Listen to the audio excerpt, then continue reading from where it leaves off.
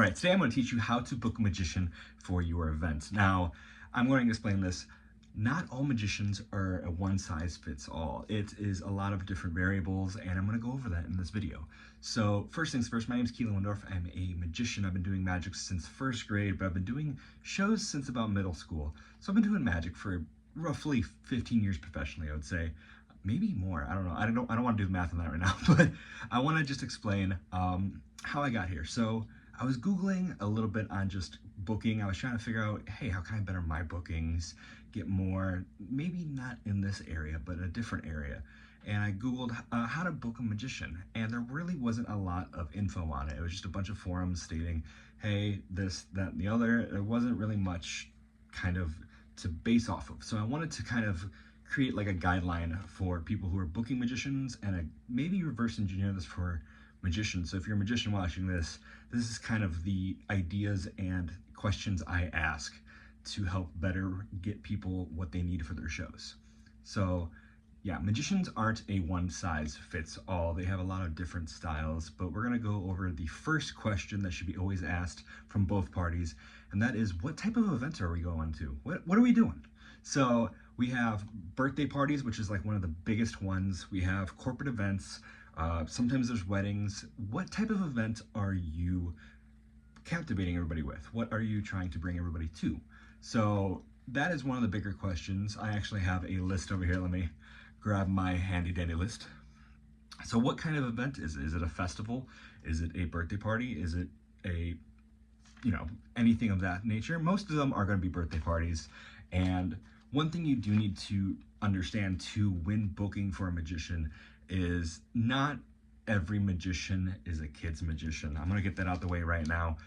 A lot of people have this misconception that magicians and clowns and everything are like one and the same, and they're not. That is actually kind of rude to assume. So not every magician's like, oh, hey, balloon animals and this. Some people are, and they're really good at it. Most have different kind of backgrounds on how they do things. I have been fortunate to have a great mentor who has taught me a lot over the years. I've been able to do clown work. I mean, I've made balloon animals at events in the past. I don't do it currently anymore, but I mean, I've been able to do kid shows. I've been able to do shows for adults. I've been able to do a lot. So I'm very flexible in that way. So also the other question you should be asking in this instance is, how big is the performance area? Where am I going to be performing at? When you show up, for myself, I have sound system, I have my props, I have a lot of stuff. I want to make sure that if I'm going there, I have enough room to perform. I've been able to perform in nice theaters. I've also performed in like the corner of a room. So like, make sure you know what the performance space looks like prior to getting there, so you're not having these issues. Make sure there's nothing behind you as a magician.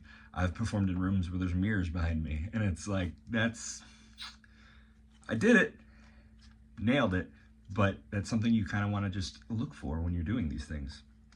The second question you should be asking is, and this is on the booker side, what style are you expecting? So again, this goes back to when I was talking about kids magicians.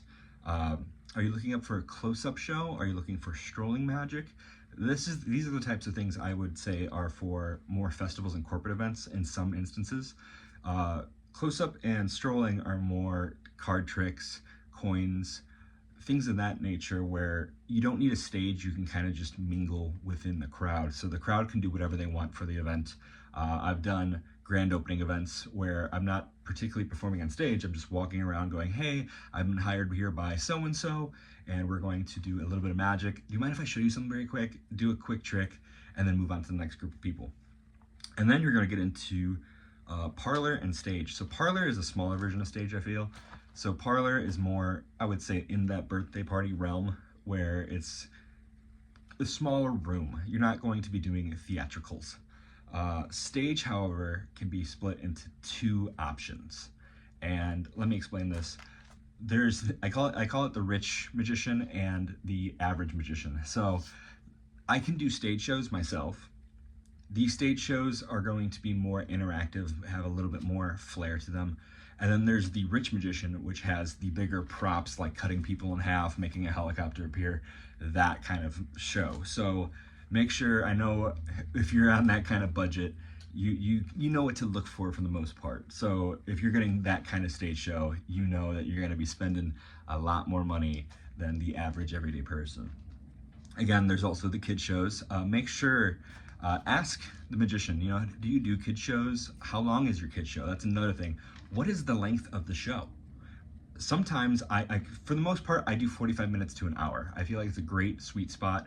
It gets the people away for a bit. And this is for the stage show portion. It gets people away for a bit. I only have a few rules to performing stage shows, and that is, don't do it while people are eating. People are going to be so engrossed in eating and talking to each other that they're going to be talking over the performance. You want them to be engrossed into the performance. So make sure they're not eating while you are doing that. Also, there's specialist shows too. So depending on what you want, you can also hire a hypnotist or a mentalist as well. And that's a speciality, that's a niche that you can go down. But for the most part, a lot of people ask for either strolling or close-up, or some form of parlor for their events. Or in parlor, we can work into the kids shows too, because that's gonna work into that. But always ask questions of, where am I performing? Where am I at? What time is this gonna be at? You want these questions because hypothetically, if you get booked twice that day, you want to make sure that you're not overlapping and double booking yourself either. Another question, I would say number 3, is, what is your budget? What is the amount of money you're trying to spend for this show? Now, I get kind of reasonable with people. I stay within, you know, I would say 300 range for me. Currently, right now in 2024, I stay within that 300 range for a 45-hour show. But it depends, again, on the size of the crowd. It depends on the venue. It depends on where I'm performing. There's a lot of different variables, because obviously if you're performing for 50 people, it is not the same as if you're performing for, I mean, it is mentally, don't overdo it in your head, but in the sense of getting paid for a show, I like to think of it as, what if these events, because these are going to be more upfront priced events, you know, there's not going to be a ticket for it. What would it be though if it was a ticketed event? So for instance, if each person was to buy a ticket, how much would you be getting? And you would kind of split that up. So I mean, most of it you would take, I would say, think of it as a 70-30 split. So for instance, say tickets are $5, but you have 1,000 people, then you would take, so I mean, it equates, it's different on every level. I mean, every magician has their own way of calculating how much their worth is as well too. That's just one way of looking at worth. You know, if you're performing for 1,000 people and you have X amount, what would this equate to? It's just more thought. Also, you kind of get what you pay for. Not kinda, you do get what you pay for. So make sure when you're researching magicians, make sure you look into them, you know, if they have videos, if they have photos, they have things of that nature that are more reassuring. I think when it comes to it, cheapest, there are magicians that go really cheap and they do really well. However though, what is going to fit this event? That's what it is. It isn't about saving costs. It's about just making sure everybody has a good time, I feel. Because you can get a magician for, you can try and find a magician for $100, but depending, that's a very rough play. You kind of want to stick in a little bit of a, like I feel like 300 is a nice mid ground. You can kind of see when you ask around, there's a midpoint across all magicians. Find that midpoint, take that group of people, and then look at what they have done in the past, and you can kind of find what you like. There's going to be magicians that do more of the kid show stuff. There's going to be magicians that do more of the adult stuff. There's going to be magicians that do, you can kind of see it once you get branched down, which is going to lead us into number 4. Where do you look for magicians? Where do you find them? So I've been very fortunate to have gone to media school, and I have a SEO where I've created, which is search engine optimization, by the way. Pretty much what it is that the SEO, anytime someone looks up magician in the area I live in, so Indiana or Chicago, it has me pop up more frequently than if it's elsewhere. So it's kind of like, imagine like a circle, like a pin with a circle around it in the area that I live in, and it's gonna figure out where in that area people are gonna be like searching for magicians. And then you kind of keyword it, so it's corporate magician, kids magician, things of that nature. And that's for my personal website. There's also ways to find magicians such as Thumbtack, Entertainers Worldwide, Gig Salad. There's a lot of different ones, bark.com. There's gonna be a lot that you can look at them for. The only thing I don't like about situations like bark.com or Thumbtack is that it really cuts out a lot on the magician's end. I feel it's better if you can Google a magician and reach out to them through their website or through a phone call versus using a third-party site, because the third-party site's going to actually take a lot of money from the magician. So not only are you booking through the site, which might be a convenience, it really hurts the artist in that realm. So try and look through more websites, check out their social medias. A lot of magicians will post videos on their social medias of previous performances or something they've done like recently, or just photos. Just look into it a little bit. A little bit of research goes a long way in this art form. And then we're gonna go into number 5, which I've written down, which is travel expenses and contracts. Now this is for, hypothetically, I live in Chicago, Indiana area. If I was booked elsewhere, so say if, for instance, I was booked in Virginia, which I've done before, what is the travel expense? Am I driving? Am I flying? You need to equate this into how much you're getting paid as a magician, but also how much you are paying as the booker. So you want to make sure that, hey, are they taken care of? The number one thing I feel is the biggest is if you're booking or if you're the magician, lodging's the hard part for me. I feel like me getting there isn't the hardest part. I can drive, it doesn't bother me.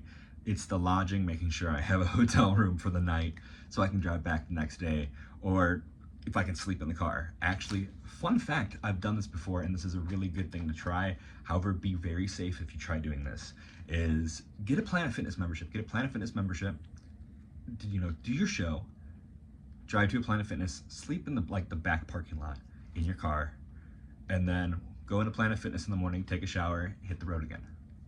Simple, easy, and then we're gonna get into contract parts. So contracts, for the most part, contracts I feel are for bigger money shows.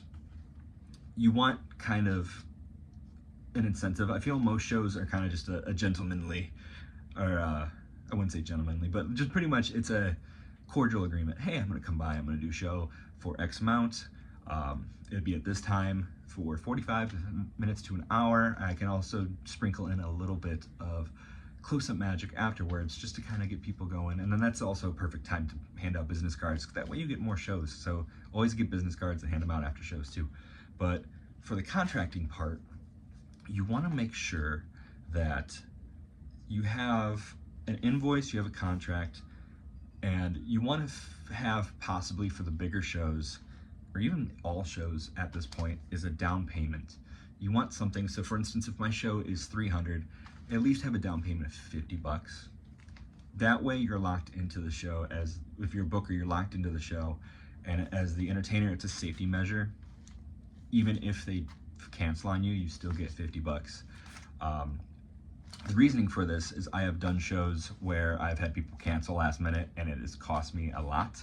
And I've also had it to where going into shows, I've done a full hour show, went to get paid, and the person's like, I don't owe you anything. We didn't have a contract. We don't need it. So I've been screwed over on that before. And it's just a very, very simple thing of, hey, cover yourself, make sure everything is taken care of. If they don't pay you, you have a contract that is binding you. So save yourself a little bit of a headache on that one. But that is all I have to share with you guys. If other magicians are watching this and you have any other input, please go below and comment below kind of just things I might have missed. I know I've tried hitting all the bases here on the simplicity of it. Again, this is more on a everyday level of, birthday parties and such, not the corporate level, but corporate level, you know, you have a lot of teams working with you. So super simple. It's a little bit of work, it's a little bit tedious, but it definitely helps. Now, thank you guys so much for watching. Be sure to go below and hit subscribe for me. Comment if you have any questions. I will love to respond to you on those. Thank you so much. Have a great day.